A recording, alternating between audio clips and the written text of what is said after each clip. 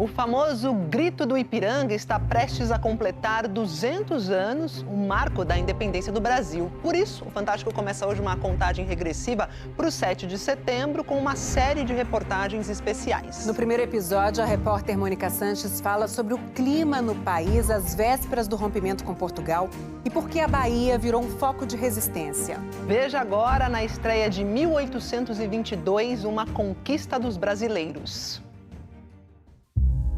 Há 200 anos, o famoso Grito de Dom Pedro, aqui no Ipiranga, em São Paulo, decretou a independência do Brasil.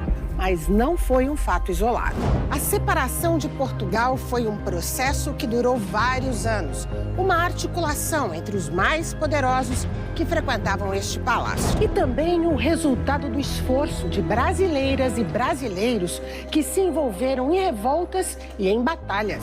Negros, brancos e indígenas de várias partes do país lutaram e arriscaram a própria vida em sonhos e ideais de liberdade. É por isso que a independência é comemorada em datas diferentes em várias partes do país. A partir de hoje, você vai ver aqui no Fantástico os lugares e as histórias que mostram que a independência foi uma conquista dos brasileiros.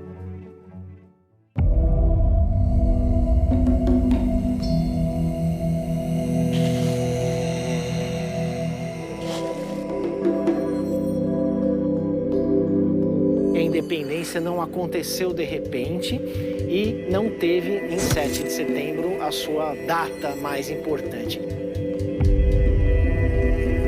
Por 200 anos, as vozes dos brasileiros não eram escutadas no Brasil.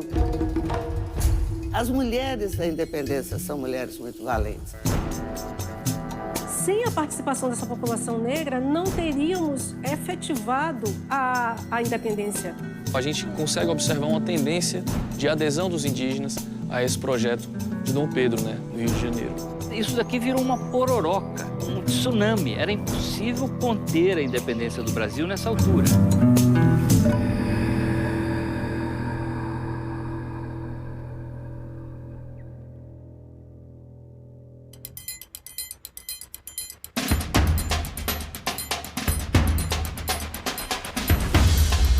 No calendário da independência, a Bahia já saiu na frente. Os moradores da cidade de Cachoeira já comemoraram o bicentenário da independência. A festa foi no dia 25 de junho, porque nesta data, em 1822, começou a guerra contra os portugueses aqui no Recôncavo Baiano. Vamos pedir licença, 200 anos de Cachoeira. Quem é de Cachoeira conhece bem o motivo de tanto orgulho. Nós construímos a independência da Bahia. Cachoeira foi uma cidade que ela sofreu muito com a presença portuguesa. O que aconteceu aqui em 25 de junho de 1822? Bom, no 25 de junho aconteceu aqui uma aclamação ao então príncipe regente Dom Pedro. Há 200 anos, em uma sessão como essa na Câmara Municipal, os vereadores de Cachoeira decidiram reconhecer um governo chefiado pelo então príncipe Dom Pedro no Rio de Janeiro. Ou seja, não iriam mais obedecer às ordens que vinham de Portugal. O quadro na parede conta qual foi a reação da tropa portuguesa embarcada num navio no Rio Paraguaçu. As pessoas saíram às ruas comemorando. E aí teve um tiroteio que é considerado a primeira batalha da Guerra de Independência na Bahia. O desfile, com quase 2 séculos de tradição, é uma homenagem aos bravos cidadãos de Cachoeira que, após 3 dias de confronto, conseguiram tomar a embarcação e prender os soldados portugueses.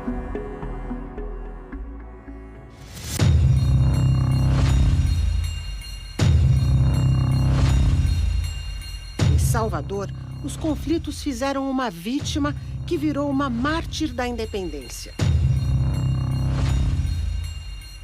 Em 19 de fevereiro de 1822, o Forte de São Pedro estava cercado.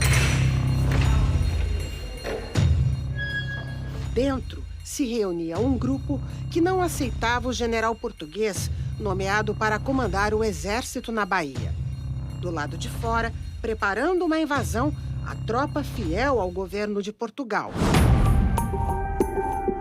Os homens amotinados dentro do forte conseguiram escapar. Os soldados do exército português começaram uma perseguição pela cidade. Em busca de suspeitos, eles pularam este muro do convento da Lapa.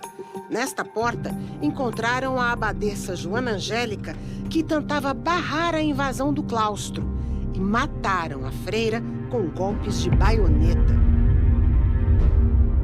Joana Angélica tinha 60 anos, andava por estes corredores e dormia neste quarto.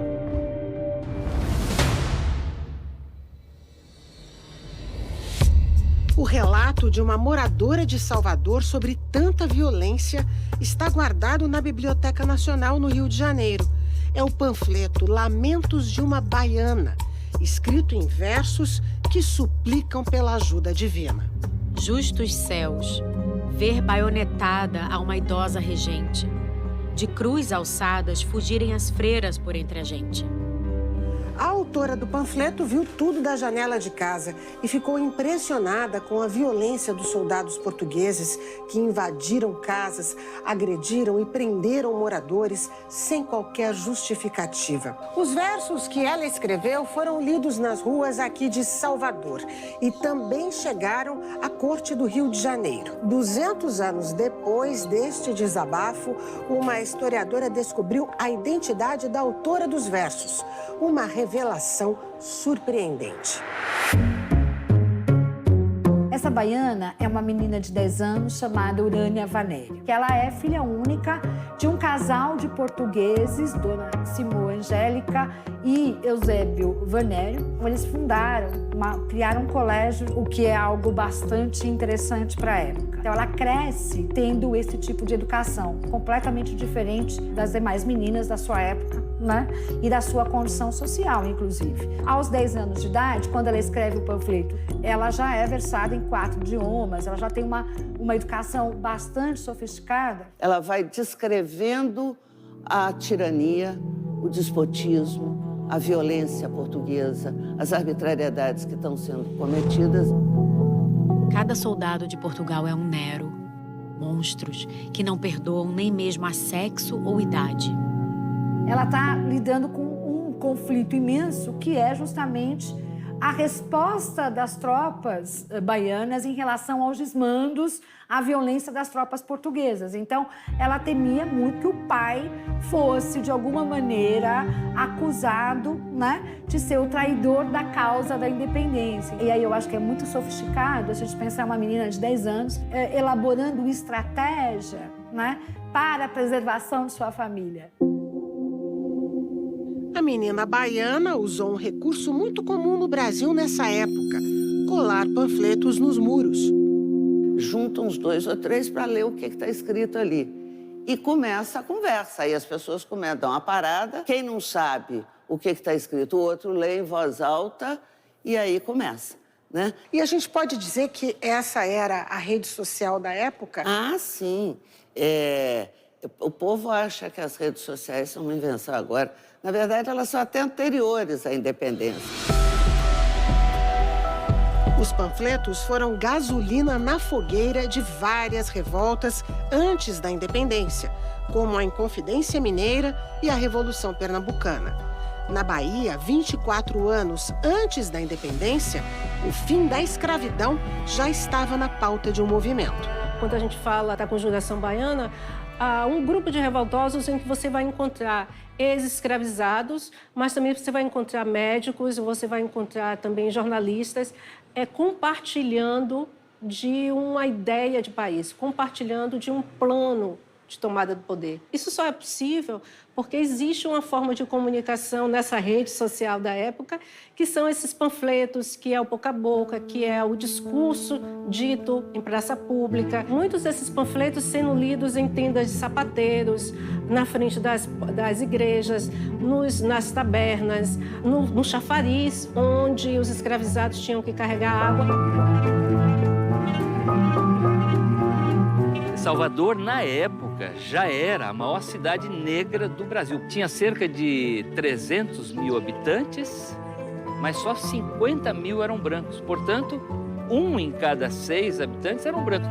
O restante era negro, escravizado ou pessoas recém-alforriadas. Era uma cidade africana. Então, a Bahia é um caldeirão, é uma panela de pressão prestes a explodir. Os primeiros pasquins são afixados logo no dia 12 de agosto.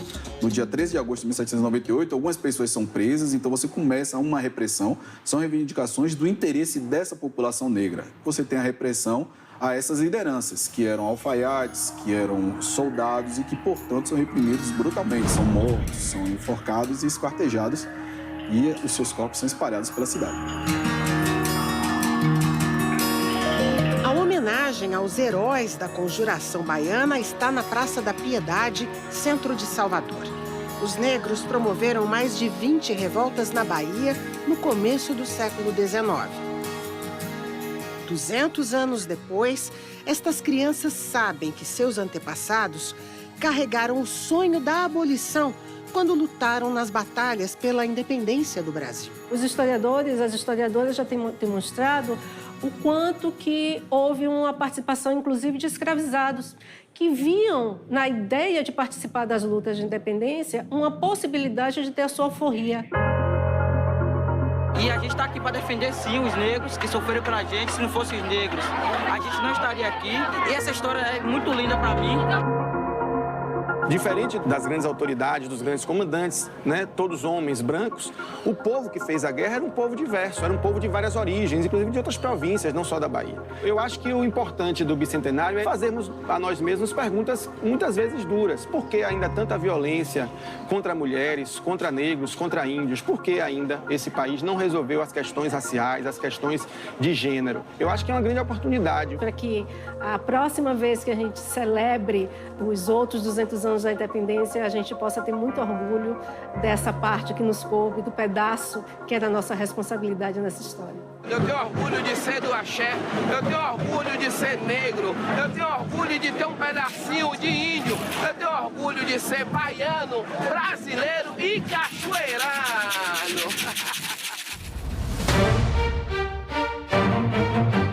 Mas e o Dom Pedro? O príncipe elogiou a coragem dos baianos, mandou reforços e desabafou nesta carta para o pai. Eu e os brasileiros estamos desesperados. Tudo isso aconteceu antes do grito às margens do Ipiranga. Assunto que fica para domingo que vem.